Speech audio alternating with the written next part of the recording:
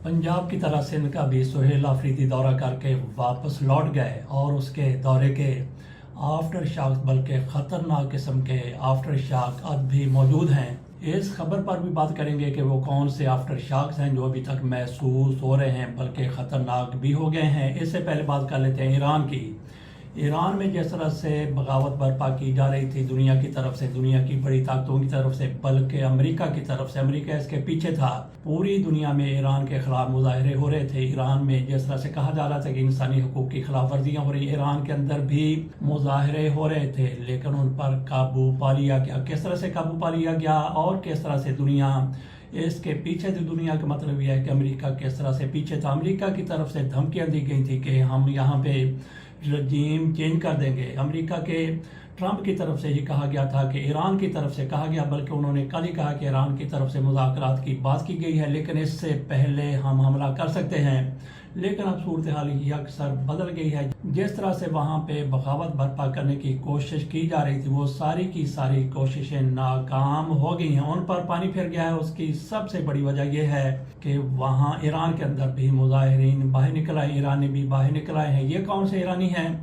पहले भी वहाँ पे मुजाहरे हो रहे थे। कहा जा रहा था दुनिया के मीडिया की तरफ से, दुनिया के मीडिया से मतलब यही बनता है कि जो अमेरिका के ज़ेर असर हैं कि वहाँ पे 600 से ज़्यादा मुजाहिरीन को हलाक कर दिया गया है, लेकिन गैर जानबदार हल्के ये कहते हैं कि वहाँ पे मरने वालों की तादाद 100 से ज़्यादा नहीं है। बहरहाल एक बंदे का भी मर जाना बहुत बड़े अलमिया की बात है, लेकिन इसके पीछे जो लोग थे उनकी जहनीत को देखा जाए, उनकी इंसानियत को देखा जाए, उनकी अखलाकियात को देखा जाए, उन पर लानत ही भेजी जा सकती है। बात हम कर रहे थे कि वहाँ पे किस तरह से बगावत दम तोड़ गई। उसकी वजह ये रही कि ईरान के अंदर से भी ईरानी हुकूमत के हामी बाहर निकल आए। हजारों नहीं बल्कि लाखों की तादाद में, तेहरान ही में नहीं बल्कि दूसरे शहरों में भी लाखों लोग बाहर निकल आए। उन्होंने मुजाहरे किए तो ईरान की हुकूमत को एक और ताकत मिल गई। इसी की वजह जो कि अमेरिका की तरफ से वहाँ पे बर्पा किया जा रहा था, जिस तरह से वहाँ पे बगावत करने की कोशिश की जा रही थी, ईरानियों के बाहर निकलने की वजह से वो सारा कुछ खत्म हो गया, मिलिया मेट हो गया, बगावत दम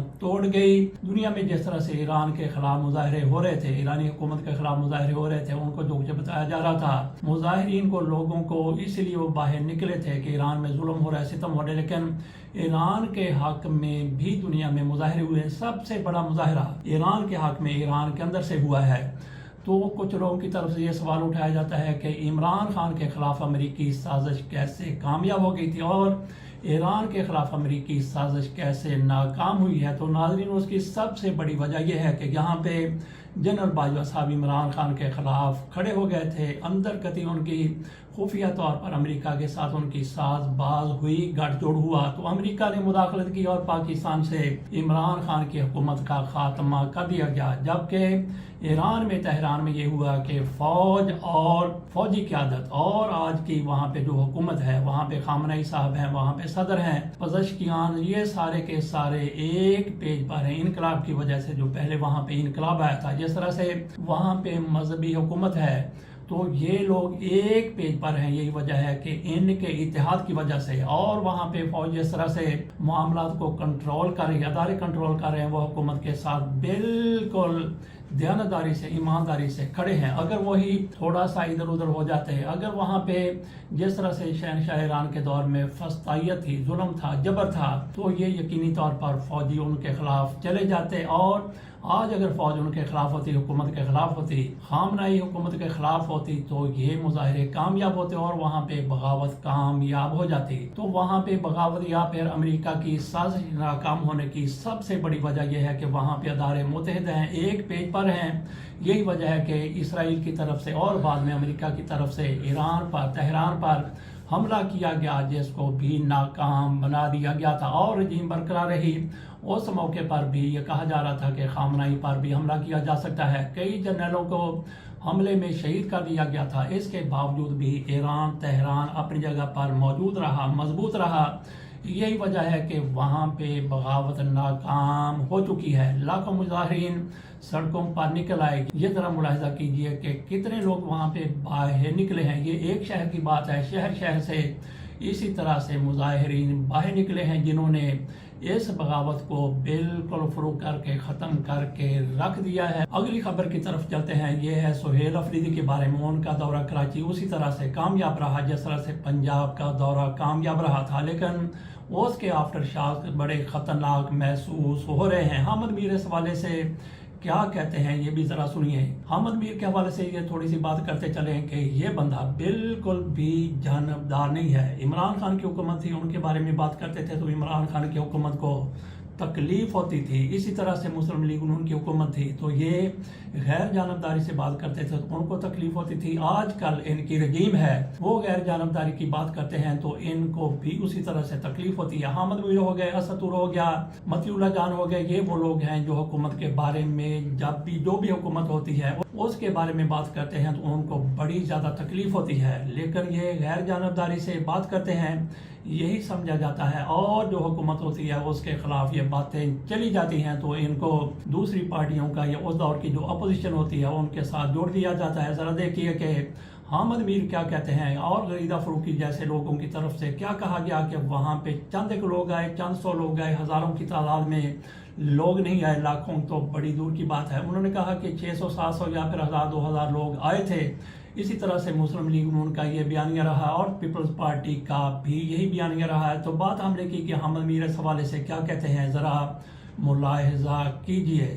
پاکستان میں کافی اس وقت جو سیاسی کشیدگی ہے اس میں دن بدن اضافہ ہوتا جا رہا ہے۔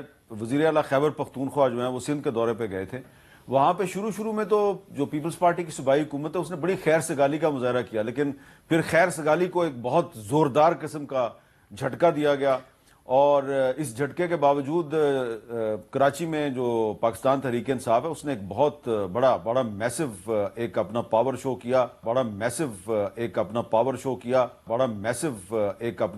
کیا۔ ویسے تو سہیل افریدی کے دورے کے دوران بھی مسلم لیگ نون کے وزراء کی طرف سے، اللہ قائدین کی طرف سے اور پیپلز پارٹی کی لوگوں کی طرف سے ان پر حملے پہ حملے کیے جا رہے تھے، ان کے خلاف بیان بازی کی جا رہی تھی، لیکن جیسے ہی دورہ ختم ہوتا ہے تو اس کے آفٹر شاکس بڑے ہی خطرناک تھے۔ ان کے سہیل افریدی کے خلاف بیانات میں مزید بھی شدت آ گئی۔ عطا طارق صاحب فرماتے ہیں کہ سہیل افریدی افغان حکومت کا ترجمان ہے، جھوٹ اور منافقت کی انتہا کر دی، اور یہ صاحب وزیر اطلاعات ہیں، بڑے سیاستدانوں میں اپنا شمار کرواتے ہیں، اور ان کی زبان دیکھیے کہ کس طرح سے ایک سیاستدان کے بارے میں بات کر رہے ہیں، اور پھر رجیم کی طرف سے خبریں بھی ایسی لگوائی گئیں جن کو کہا گیا کہ یہ سیکیورٹی ذرائع کہتے ہیں، سیکیورٹی تجزیہ کاروں کی طرف سے یہ کہا گیا کہ افغانستان سے دہشت گردی۔ وزیر اعلیٰ خیبر PK کا بیان گمراہ کن اور افسوسناک ہے۔ پاکستان طالبان رجیم کو دہشت گردوں کی سہولت کاری کے مستند شواہد دے چکا۔ عالمی جریدوں اقوام متحدہ رپورٹ میں بھی کہا گیا افغانستان عالمی دہشت گرد پناہ گاہ بن گیا ہے۔ خارجی نور ولی، بشیر زیب اور گور بہادر سمیت فتنہ خارج اور فتنہ ہندوستان کے اہم سرگنا افغانستان میں موجود ہیں۔ ماہرین سیکیورٹی امور کے حوالے سے یہ خبریں لگوائی گئی ہیں، اور ایک بہت بڑی ڈیولپمنٹ یہ بھی سامنے آئی ہے کہ یہ بھی آج کی خبر دی گئی ہے کہ صوبے میں امن و امان پر بریفنگ کے لیے اسپیکر KPK اسمبلی کا کور کمانڈر پشاور کو خط خیبر PK اسمبلی کی خصوصی کمیٹی میں شامل ارکان، قائد ایوان، حزب اختلاف، وزراء، پارلیمانی لیڈرز کے مطالبے پر لکھا گیا۔ صرف آپریشن سے پائیدار امن ممکن نہیں، سیاسی سماجی اقدامات بھی ضروری ہیں، ضم اضلاع کی صورتحال سے بھی آگاہ کیا جائے۔ یہ خط کا متن ہے، جبکہ حکومت کی طرف سے اس پر یہ بیان جاری کیا گیا ہے، رد عمل دیا گیا ہے۔ کچھ وزراء کی طرف سے کہا گیا کہ ان کو یہ نہیں پتہ کہ براہ راست کور کمانڈر کو خط نہیں لکھا جاتا، بلکہ خط لکھنے کے لیے آپ نے اگر ایسی کوئی بریفنگ دینی ہو یا بریفنگ لینی ہو تو آپ کو وزارت دفاع سے رابطہ کرنا پڑتا ہے، وزارت دفاع کو لکھا جاتا ہے، وزارت دفاع پھر یہ سارا انتظام کرتی ہے۔ ٹرمپ کی طرف سے ایک تو ایران کو دھمکیاں دی گئیں، اور اس کے ساتھ ساتھ ان کا جو بیان سامنے آیا جس میں وہ کہتے ہیں کہ میں 1 جنوری 2026 سے وینزویلا کا قائم مقام صدر ہوں، اور میرا نائب صدر JD وینس وہ وہاں کا نائب صدر ہے۔ اور کیوبا کے بارے میں انہوں نے کہا میرے جو وزیر خارجہ ہیں روبیو وہ اس کے قائم مقام صدر ہیں۔ اس طرح سے ان کی طرف سے دیکھ لیجئے کہ پوری دنیا میں کس طرح کی صورتحال بن گئی ہے کہ ایک ملک کا صدر کہہ رہا ہے کہ میں وہاں کا قائم مقام صدر ہوں اور میرا نائب وہاں کا نائب ہے، تو اس سے اندازہ کیجئے کہ کس طرح سے جلا وطن حکومتیں پہلے بنا کرتی تھی، اور آج امریکہ کا صدر دنیا کی سب سے بڑی پاور اپنے آپ کو کہلوانے والا، بلکہ واحد سپر پاور کہلوانے والا، کہہ رہا ہے کہ ہم نے بھی ایک جلا وطن حکومت قائم کر دی ہے۔ عجیب قسم کا ان کا بیان ہے، اور یہ بھی خبریں سامنے آئی ہیں جس طرح سے ان کی طرف سے کہا گیا کہ ایران پر حملہ کرنا ہے، بے شک وہاں سے مذاکرات کی دعوت آئی ہے، پھر بھی ہم حملہ کر سکتے ہیں، جو اس پر جے ڈی وین جو ان کے نائب ہیں ان کی طرف سے کہا گیا کہ وہاں پہ مذاکرات ہونے چاہیے، اگر مذاکرات ناکام ہو جاتے ہیں تو پھر وہاں حملہ کیا جا سکتا ہے۔ تو اندازہ کیجئے کہ وینس لگتا ہے کہ ان کے گلے پڑ گئے ہیں، ٹرمپ کے گلے پڑ گئے ہیں، اور ہو سکتا ہے کہ اس بیان سے پہلے ٹرمپ کی طرف سے ان کو نائب صدر وینزویلا کا قائم مقام مقرر کیا گیا ہو۔ مسلم لیگ نون اور پیپلز پارٹی کی ایک نئی نورہ کشتی سامنے آئی ہے، اور اس نورہ کشتی میں پیپلز پارٹی نے مسلم لیگ نون کو پچھاڑ دیا ہے، مسلم لیگ نون کو ڈھا لیا ہے۔ یہ ایک آرڈیننس تھا جو جاری کر دیا گیا، صدر کے دستخطوں کے بغیر ہی یہ آرڈیننس جاری کر دیا گیا، تو اس پر پیپلز پارٹی کی طرف سے شدید رد عمل کا اظہار کیا گیا، تو پھر یہ آرڈیننس واپس لے لیا گیا۔ خبر اس حوالے سے یوں ہے کہ حکومت نے اسپیشل اکنامک زون آرڈیننس واپس لے لیا۔ وزیر اعظم نے آئین کے آرٹی نمبر 89(2) کے تحت آرڈیننس واپس لینے کی اڈوائز صدر مملکت کو بھیج دی۔ صدر کی توثیق کے بغیر آرڈیننس نوٹیفائی نہیں کیا جائے گا۔ وزیر قانون کی طرف سے یہ کہا گیا ہے، پیپلز پارٹی نے صدر کے دستخطوں کے بغیر آرڈیننس جاری کرنے پر قومی اسمبلی میں احتجاج اور واک آؤٹ کیا تھا۔ آرڈیننس کی واپسی تک ایوان کا نہ حصہ بننے کا اعلان کیا گیا تھا۔ بلاول نے پارلیمانی پارٹی کا اجلاس بھی طلب کر لیا تھا۔ اپوزیشن لیڈر کی نااہلی کے بعد معاملہ عدالت میں تھا۔ ملک احمد ڈوگا نے ارکان کے دستخطوں سے درخواست جمع کرائی، جس کی تصدیق کی جا رہی ہے۔ تصدیق کے بعد نوٹیفیکیشن جاری کیا جائے گا۔ یہ ایک الگ سے خبر آ گئی۔ بات ہم کر رہے تھے کہ جس طرح سے اسپیشل اکنامک زون آرڈیننس تھا وہ واپس لینا پڑا مسلم لیگ نون کو، اور یہ کیسے جاری ہوا؟